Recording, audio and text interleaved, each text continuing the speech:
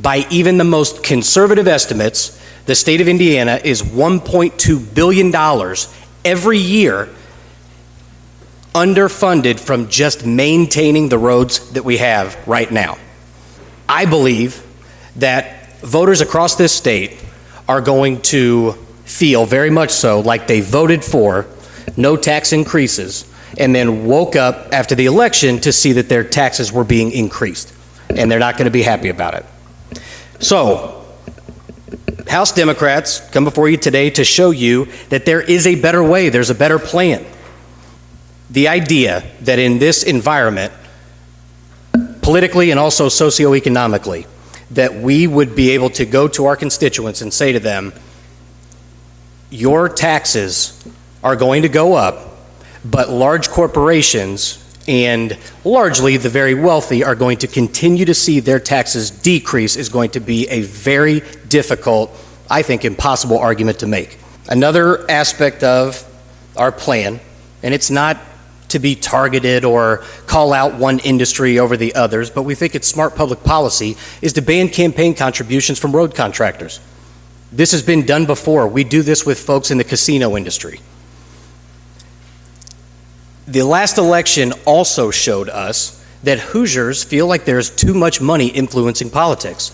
Donald Trump ran the beginning of his campaign on funding himself and not being tied to anyone. I think it's important, and my colleagues share this view, to send the message to Hoosiers that the road contracts are being awarded based on merit. And there is a very easy way to do that: ban campaign political contributions to members of the General Assembly and the governor. It's a common sense solution to a problem and a perception problem with Hoosiers all across the state. Another provision that is absolutely common sense, and we hope you will give it serious consideration, is hiring Indiana workers first. Our plan includes a provision that ensures that Indiana workers get first crack at the road work being done in Indiana. Now, this provision was offered, and I had the honor of offering it as an amendment a few years ago, and it was voted down along party lines. We think this is a second opportunity for you folks to vote this in.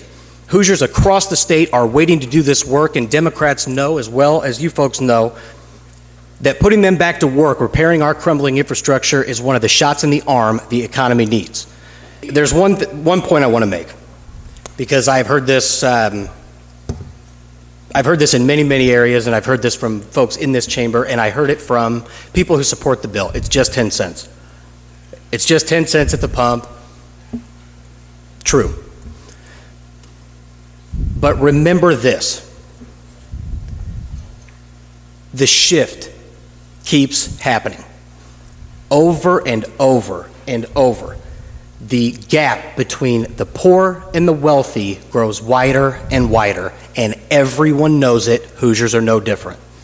They feel it every day when they wake up, and they think about it every night when they go to bed.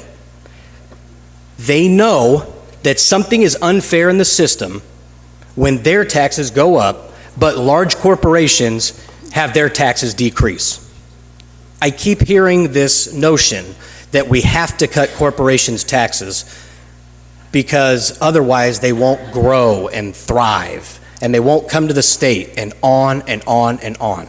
I've read quotes from our current vice president and former governor that raising taxes stifles innovation, kills economic growth, on and on and on. Is the same not true for our constituents? Is the key to unlocking their economic potential raising their taxes? Those two statements are diametrically opposed. A more balanced approach to how we fund infrastructure is the key to funding our infrastructure long term.